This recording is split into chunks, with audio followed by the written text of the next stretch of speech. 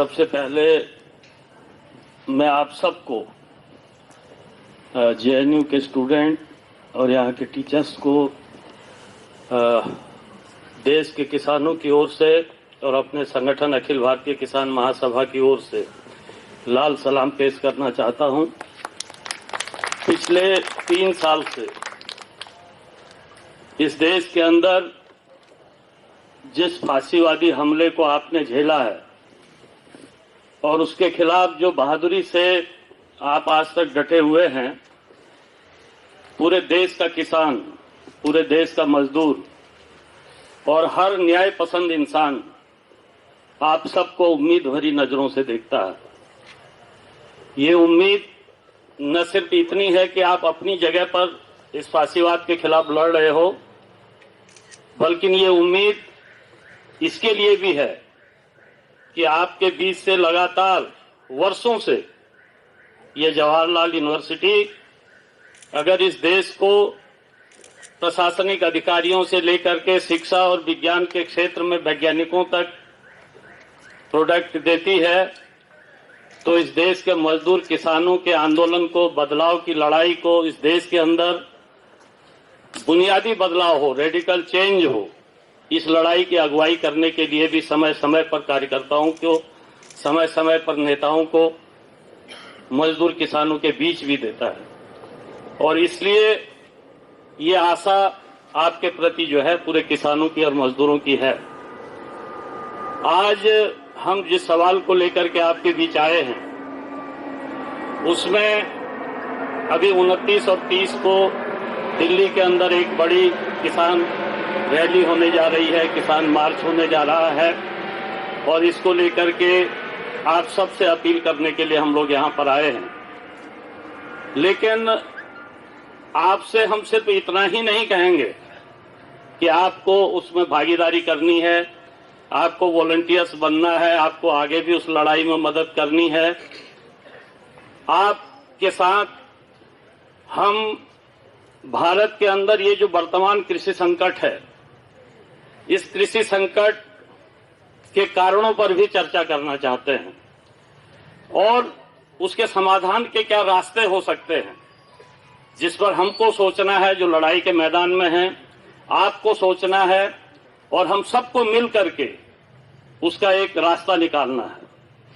मैं समझता हूं कि आज जिस कृषि संकट को देश झेल रहा है, ये अब तक का सबसे बड़ा कृषि संकट है। आप देखते होंगे कि कुछ साल पहले इस देश के अंदर जो कृषि संकट पैदा हो रहा था, उससे निजात पाने के लिए शासक वर्ग के अंदर एक चर्चा चलती थी कि एक दूसरी हरित क्रांति की अब जरूरत है देश में। लेकिन पिछले कुछ वर्षों से वो हरित क्रांति की बातें बंद हो गई हैं। अब शासक वर्ग ने इस कृषि संकट से उबरने के लिए एक और नई हरित क्रांति की बात करना छोड़ दिया है, क्योंकि ये संकट इतना गहरा है। जिस संकट से निकल पाना,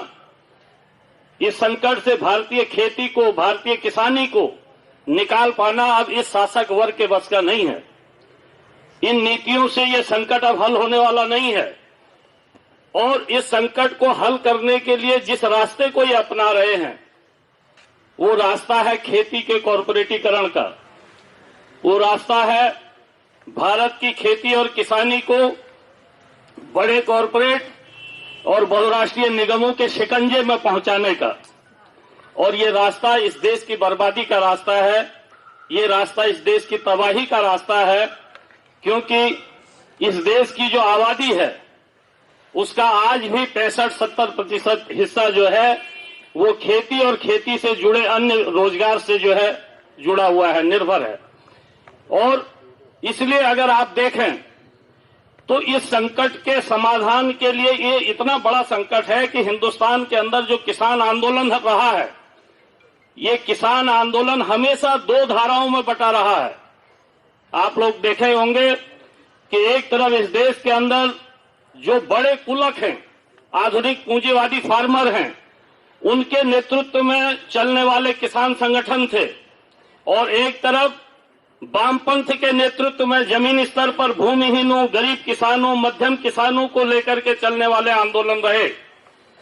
ये दोनों किसान आंदोलन की धाराएं आज तक भारत के किसान आंदोलन में कभी इकट्ठा नहीं हुई आजादी के बाद।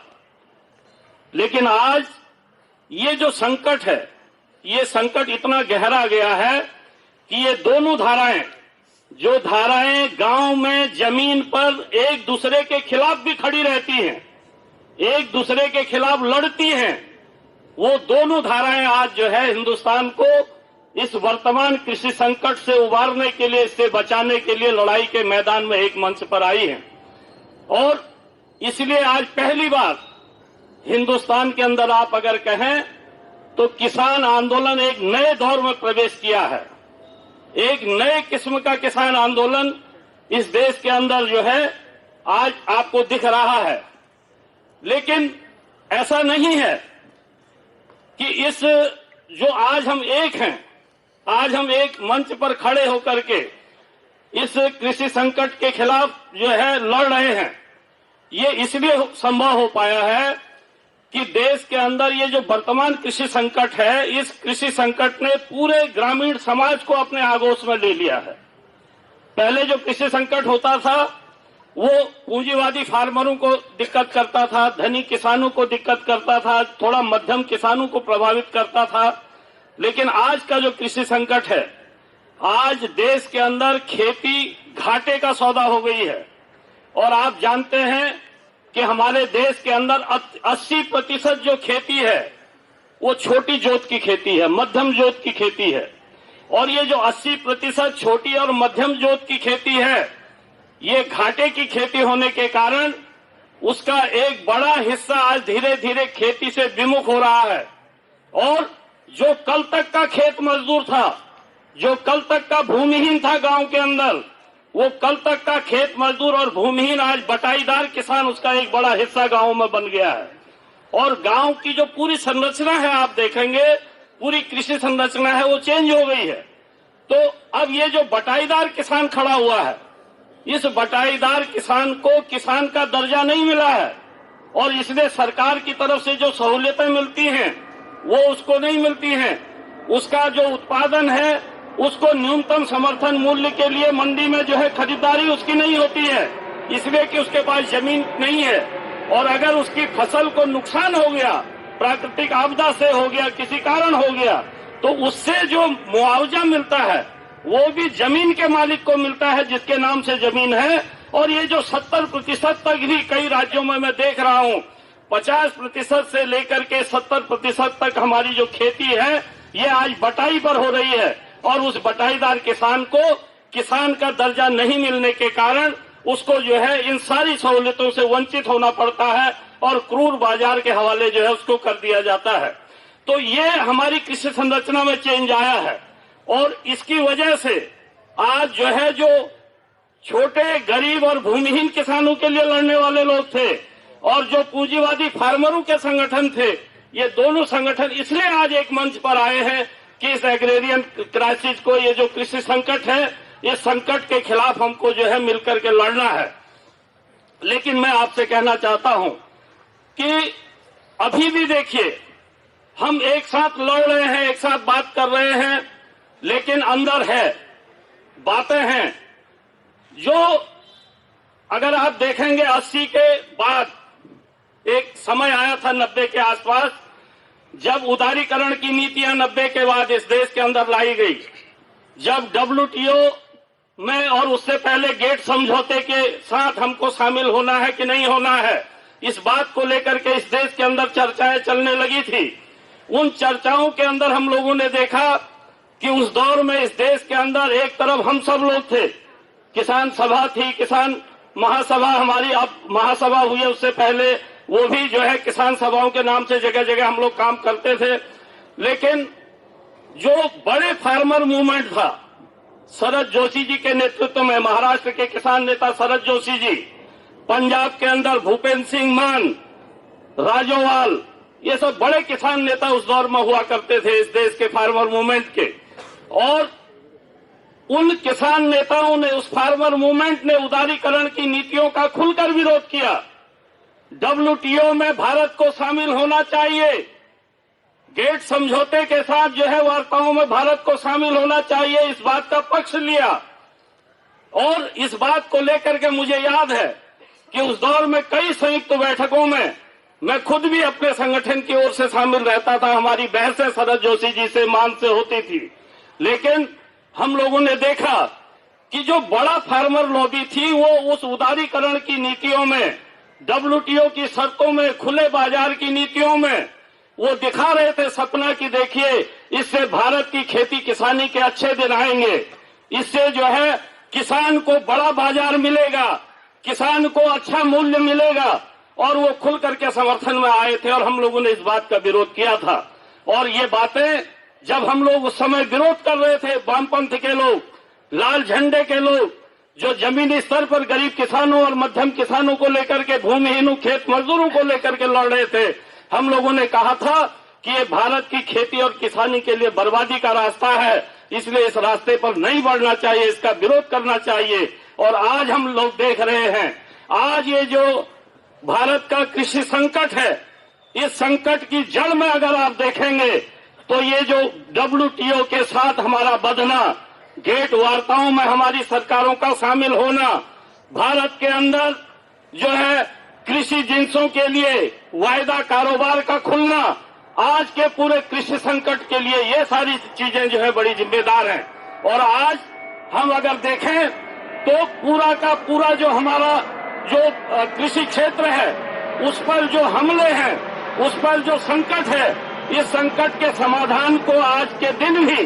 जो बड़ी फार्मर लॉबी है वो सिर्फ इस चीज में देख रही है कि भाई अगर हमको फसलों का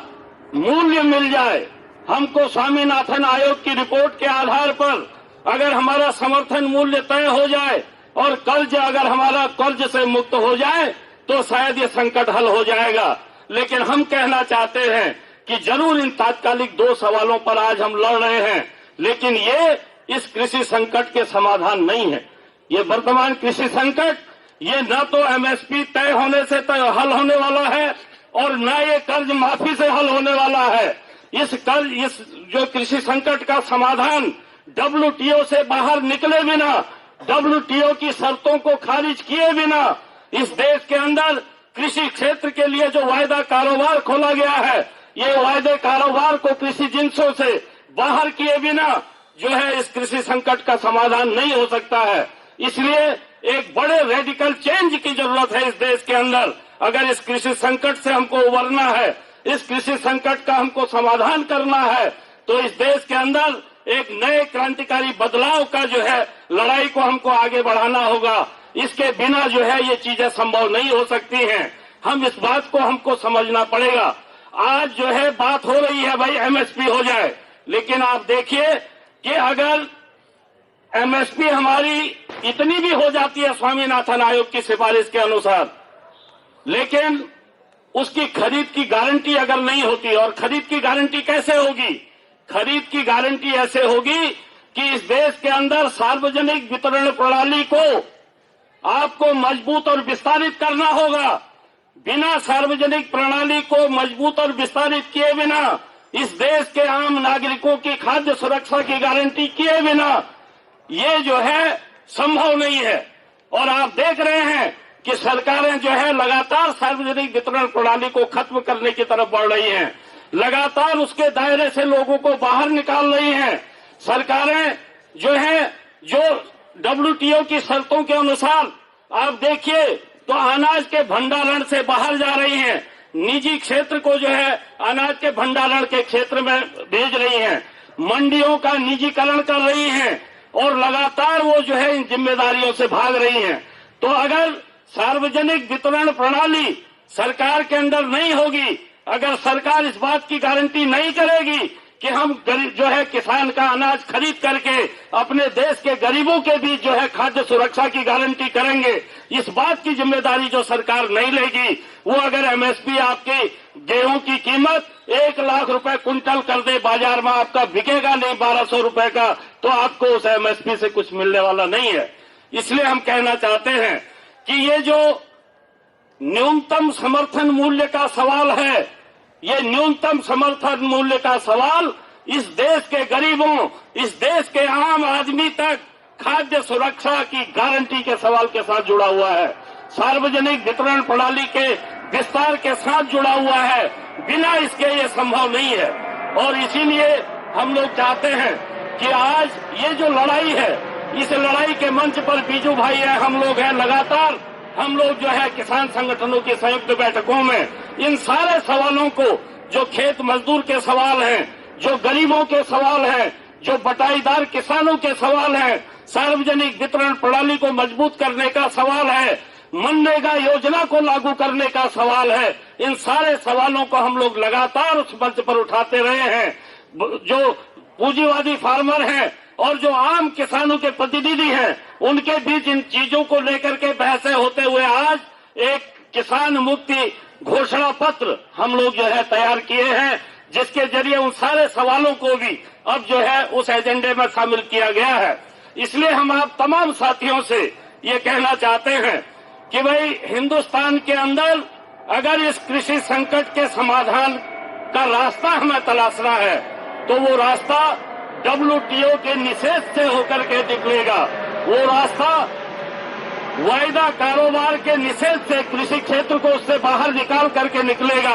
और इस रास्ते पर अब भारत का शासक वर्ग नहीं बढ़ सकता है। वो इतना बंध चुका है साम्राज्यवाद के शिकंजे में, WTO के शिकंजे में, कि आप लोगों ने देखा कि यहां तक कि अब तो कार्बन ट्रेडिंग के जरिए भी जो कार्बन उत्सर्जन है, कार्बन ये जलवायु समझौते से अमेरिका बाहर निकल गया। WTO ने जो वार्ताएं चलाई थी, समझौता करने के बाद अमेरिका निकल गया। हम पर दबाव पड़ रहा है। हमारी सरकारें जैव विविधता की रक्षा के नाम पर, कार्बन उत्सर्जन को रोकने के नाम पर देश के गरीबों के ऊपर हमला कर रही है। आदिवासियों, गरीबों, वनवासियों के क्षेत्र में जो है उनके परंपरागत अधिकारों पर हमले हो रहे हैं। पूरे देश के अंदर दूसरी तरफ आप देखेंगे कि कृषि भूमि की जबरदस्त लूट हो रही है। मैं तो इस बीच आंकड़े देख रहा था कि जब अंग्रेज भारत में आए, पूरे भारत पर राज किए और कलकत्ता से दिल्ली की तरफ राजधानी बढ़ाने के बारे में तय कर रहे थे, उस समय जितने बड़े पैमाने पर हिंदुस्तान के अंदर भूमि अधिग्रहण अंग्रेजों ने किया, आज उससे बड़े पैमाने पर भूमि अधिग्रहण हो रहा है। खेती की जमीन कम की जा रही है, हमारी आबादी बढ़ रही है, खेती की जमीन कम की जा रही है और ये हमारी खाद्य सुरक्षा के लिए बड़ा खतरा है। इसलिए जमीन बचाने का सवाल भी, ये जो कॉरपोरेट के पक्ष में पूरा जमीन की लूट देश के अंदर हो रही है, इस जमीन को बचाना और खाद्य सुरक्षा की गारंटी के साथ साथ किसानों के इस पूरे आंदोलन को एक रेडिकल चेंज की दिशा में जो है जोड़ना, ये आज हम लोगों का बड़ा कार्यभार है। ये लड़ाई उस दिशा में आगे जरूर बढ़ेगी। आप सबका साथ किसानों को मिलेगा, आप सबका साथ हम सबको मिलेगा। इसी बात के साथ मैं अपनी बात समाप्त करता हूं। आप सबका धन्यवाद।